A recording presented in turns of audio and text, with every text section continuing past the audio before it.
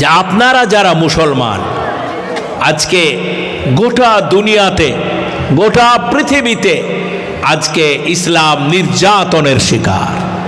মুসলমানরা নির্যাতিত কেন জানেন? এইটাই আপনাদেরকে শেষ বক্তব্য এটা আমার। এ থেকে উত্তরণের পথ কি, এ থেকে বাঁচার পথ কি, সেটা ভালো করে বুঝবেন। বাঁচার পথ কোরআন দিয়ে দিয়েছে আপনাকে। এমন কোনো কাজ নাই, এমন কোনো কথা নাই যে কথা দেয় নাই। এখন আমাদের ধর্মের বিরুদ্ধে, আমাদের কোরআনের বিরুদ্ধে এবং আমাদের প্রিয় নবী হযরত মুহাম্মদ মুস্তাফা আহমদ মুস্তাফা সাল্লাল্লাহু আলাইহি ওয়াসাল্লামের বিরুদ্ধে যতগুলো কথা চলে, সেটা কেন চলে এটা দিয়ে আমার বক্তব্য শেষ। কেন চলে এটাও বন্ধ হবে, বলুন ইনশাআল্লাহ। একটু জোরে বলেন। চিরদিন অপপ্রচার টিকতে পারে না, এটাও শেষ হবে। কিরকম করে শেষ হবে? আমাদের ভারতে একটি সংগঠন আছে, সেই সংগঠনটা নাম হচ্ছে আরএসএস, রাষ্ট্রীয় স্বয়ংসেবক সংঘ। ব্রিটিশরা দেশ থেকে চলে যাওয়ার সময় 200 বছর আমাদের দেশে রাজত্ব ছিল তাদের। চলে যাওয়ার সময় আমাদের দেশে কিছু ইতিহাসে বিষ মাখায়, ইতিহাসে বিষ মাখায়। সেই ইতিহাসটা সত্য না মিথ্যা এটা যাচাই বাছাই না করে আরএসএসের ভাইয়েরা তারা সমস্ত অপরাধ ইসলামের ওপরে, মুসলমানদের ওপরে চাপায়। এটা তো ঠিক না। আমি একটা করে বলছি ব্রিটিশরা চলে যাওয়ার সময় তারা তো চলে যাবে, আমরা হিন্দু মুসলমান এক ছিলাম। আমাদের বিদ্রোহী কবি কাজী নজরুল তিনি একটা কবিতা লিখেছেন, একই বৃন্তে দুটি কুসুম, হিন্দু মুসলমান। তো ব্রিটিশরা চলে যাওয়ার সময় আমাদের হিন্দু মুসলমানের মনে বিষ ঢোকালো, দেশটা ভাগ করলো। দেশটা ভাগ করে যে বিষ ঢুকাছে, এই বিষ এখন পশ্চিম বাংলাতে আছে, এখন মালদাতে আছে, এখন কলকাতাতে আছে, এখন দিল্লিতে আছে, সারা দেশে আছে বিষ মাখানো ইতিহাস। এই ইতিহাসগুলি পড়লে যদি সত্য হয় তাহলে মুসলমানদের ওপরে রাগ থাকা বা ইসলামের ওপরে রাগ থাকা স্বাভাবিক, স্বাভাবিক, এতে কোনো সন্দেহ নাই। আমি এবার উদাহরণ দিয়ে শুরু করছি। সূরা দেখি ভাই, এটা সূরা তওবাটা খুলেন, চট করে পাচ্ছেন কি দেখেন দেখি। সূরা তওবা নাম শুনেছেন আপনারা? শুনেছেন? সূরা তওবার শুরুতে বিসমিল্লাহির রহমানির রহিম নাই। সূরা তওবার 5 নম্বর আয়াত, এই আয়াতটা নিয়ে 6 নম্বর 7 নম্বর গোটা দুনিয়াতে এই আয়াতগুলো নিয়ে অপপ্রচার চলে। সেই অপপ্রচারের ফলে অসীম সরকার, বিজেপির বিধায়ক, তিনি এই মন্তব্যটা করেছেন। আশা করি আপনারা ভালো করে বুঝবেন। কোথায় ভাই? এটা তো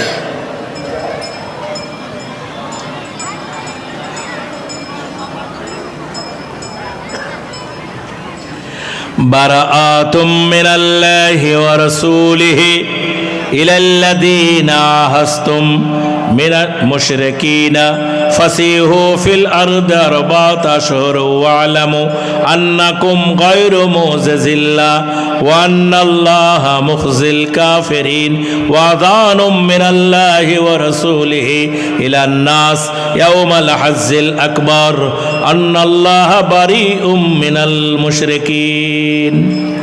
ورسوله فإن تبتم فهو خير لكم وإن توليتم فاعلموا أنكم غير معجز الله وبشر الذين كفروا بعذاب عليم الذين عاهدتم من المشركين ثم لم ينقصوكم شيئا ولا يظاهروا عليكم أحدا فأتموا إليهم عهدهم إلى مدل إن الله يحب المتقين। আমি আয়াতগুলো পড়লাম আপনারা শুনলেন। একটা অক্ষরে 10টা করে নেকি হয়, এটা আপনারা সবাই জানেন তো। সূরা তওবার 5 নম্বর আয়াতে নাকি আছে। নাকি বুঝেন তো? নাকি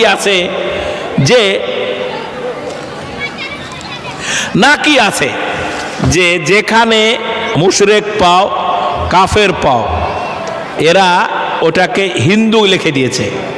যেখানেই পাও সেখানেই হত্যা করো, যেখানে গির্জা পাও, মন্দির পাও, ভেঙে মসজিদ বানাও। এই কথাটা যদি কোরআনে লেখা থাকে তাহলে এটা ঠিক আছে না ভুল আছে? আপনার মনুষ্যত্বের বিবেক দিয়ে বলবেন। কোরআন এরকম কথা বলতে পারে যে যেখানে মন্দির পাও সেখানে ভাঙো, যেখানে হিন্দু পাও মেরে মুসলমান বানাও? এসব কথা কি থাকতে পারে? ব্যাপারটা হচ্ছে এই যে এই আয়াতটাকে ভুল ব্যাখ্যা করে ব্রিটিশরা ইসলামের বিরুদ্ধে এত বড় বড় বই লিখেছে, এত বড় বড় কিতাব লিখেছে, এত বড় বড় প্রেস করেছে, যাতে মুসলমান আর ইসলামকে খারাপ চোখে পৃথিবী দেখে। তাই এই আয়াতটা দিয়ে বলতে চাই, যারা আলেম হয়, যারা মাদ্রাসা পড়া লোক হয়, তারা কাফেরদের ভালো চোখে দেখে না। মুশরিকদের তারা হত্যা করতে বলে, তাদের মন্দির গির্জা ভেঙে দিতে বলে। এই কথাটা যুগের পর যুগ ধরে চলছে। তারপরের আয়াতের ব্যাখ্যা দেওয়া আছে। এর ব্যাখ্যা আরো অনেক বড় বড় আলেম স্কলাররা দিয়েছেন। আমি আপনাদের বিনয়ের সাথে বলতে চাই, এটা একটা পরিপ্রেক্ষিতের আয়াত। কাফেরেরা নবীজির সাথে একটা চুক্তি করেছিল। সেই চুক্তিটার নাম হচ্ছে হুদাইবিয়ার সন্ধি। 10 বছরের চুক্তি। যা যা ছিল সব চুক্তি আবু জেহেলরা ভেঙে দিয়েছিল। তো ভেঙে দেওয়া, আপনি যদি আপনার চুক্তি ভাঙেন তাহলে আমাকেও তো আপনার দিকে তাকালে হবে না। তাই চুক্তি ভেঙেছিল। আল্লাহ পাক নবীকে তার সাহাবীদেরকে বললেন, তোমরা আর তাকায়ও না। যারা চুক্তি ভঙ্গ করে, ওয়াদা ভঙ্গ করে, সেটা 1400 বছর আগের গল্পের কথা। সেইটা এটাকে এখনকার মতো করে চালিয়ে দিতে চাইছে।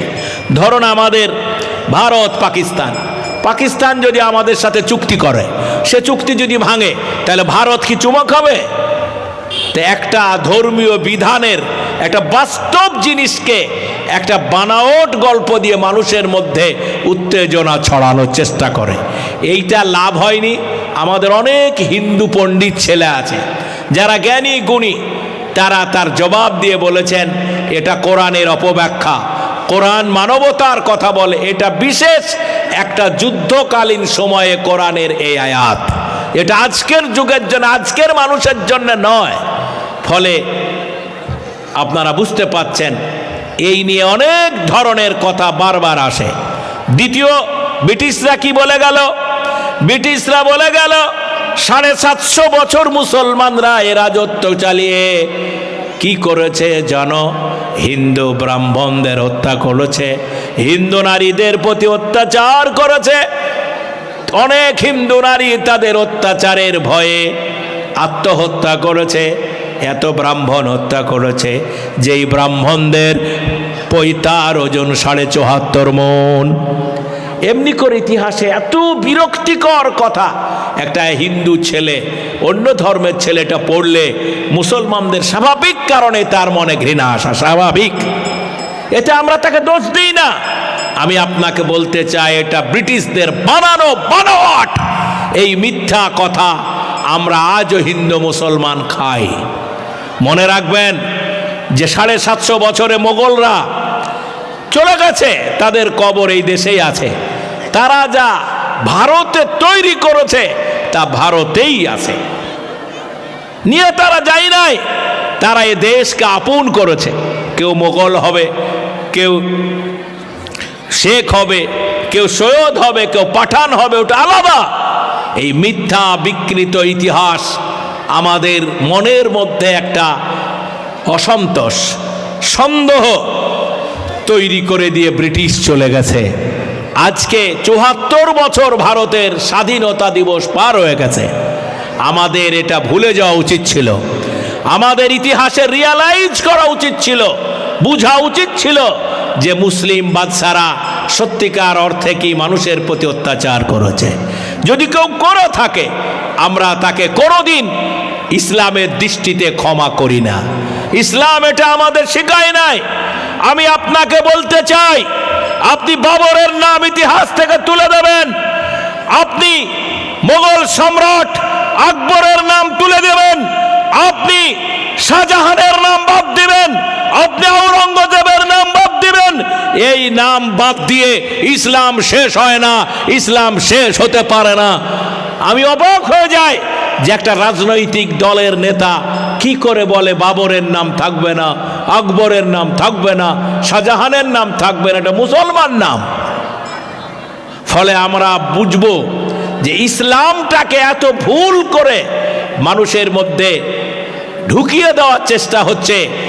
যত দিন যাবে ইনশাআল্লাহ ইনশাআল্লাহ তত দিনে দিনে শিক্ষিত হিন্দু, শিক্ষিত মুসলমান, বুদ্ধিজীবী লোকেরা আগামী দিনে আমাদের এই বিরোধের অবসান করবে ইনশাআল্লাহ। এই আত্মবিশ্বাস আমাদের আছে। রাত অনেক হতে যাচ্ছে, আমার পরেও একজন আপনাদের বক্তা আছে, তিনিও বক্তৃতা করবেন। আমি আপনাদের কাছে কয়েকটা কথা বলার আগে শুধু এইটুকু বলবো, সামনের দিনগুলি মুসলমান ভাই যারা এখানে আছেন, আপনারা নিজেরা নিজের জাতির ইতিহাসকে পড়বেন। যে জাতির ইতিহাস নাই সে জাতি মৃত। আপনি মনে রাখবেন, দিল্লিতে কুতুব মিনার, লাল কেল্লা, ফতেপুর সিক্রি, উত্তরপ্রদেশ আগ্রার তাজমহল, এগুলো দেখে এখন লোকে পয়সা দেয়, টাকা দেয়, লক্ষ লক্ষ কোটি টাকা ভারত সরকারের ইনকাম হয়। যেই রাজ্যে আছে সেই রাজ্য সরকারের ইনকাম হয়। আমরা এর সাথে ইসলাম মিশাতে চাই না। আমরা বলতে চাই, মুসলমান আমরা, আমাদের মধ্যে ভুল থাকতে পারে, কিন্তু আমরা কোনো ধর্ম বিদ্বেষী নই।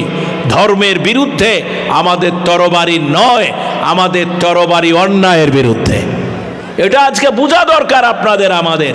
তাই আজকে আমরা বলবো, দিনে দিনে এই দেশ যারা ভাগ করেছে এর জন্য সাধারণ হিন্দু, সাধারণ মুসলমান দায়ী নয়।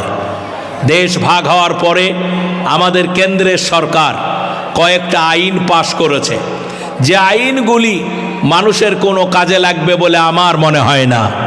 আমি শুধু আপনাদেরকে জিজ্ঞেস করব যে আমাদের এই কেন্দ্রের একটা সরকার আছে, সেই সরকার একটা বিল পাশ করেছে, সেই বিলটা আইনে পরিণত করেছে ওয়াকফ বিল।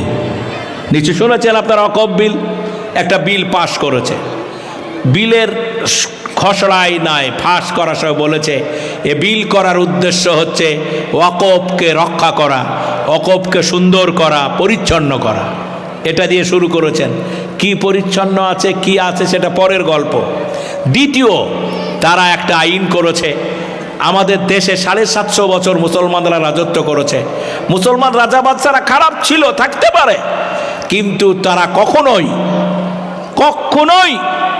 তারা হিন্দু বিদ্বেষী ছিল না।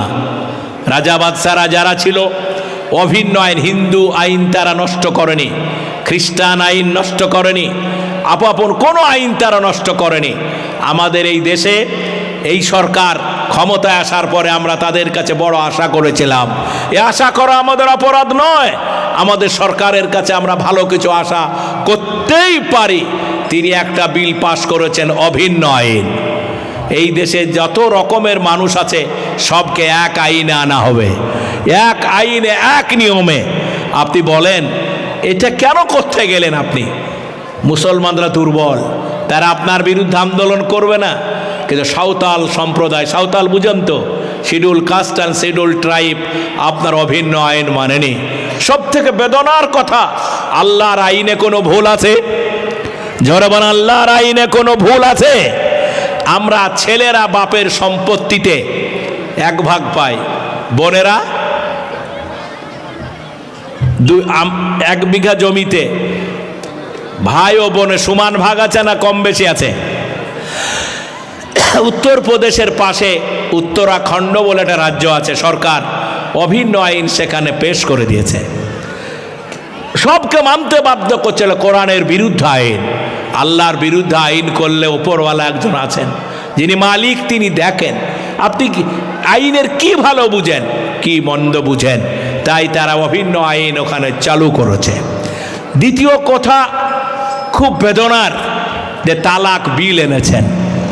যত কিছু বিল এই দিল্লিতে আসলো সবগুলি ইসলামের বিরুদ্ধে এলো। ইসলাম হচ্ছে আল্লাহর মনোনীত দিন। আপনার আর আমার বুঝতে ভুল থাকতে পারে, কিন্তু ইসলামে কোনো ভুল নাই।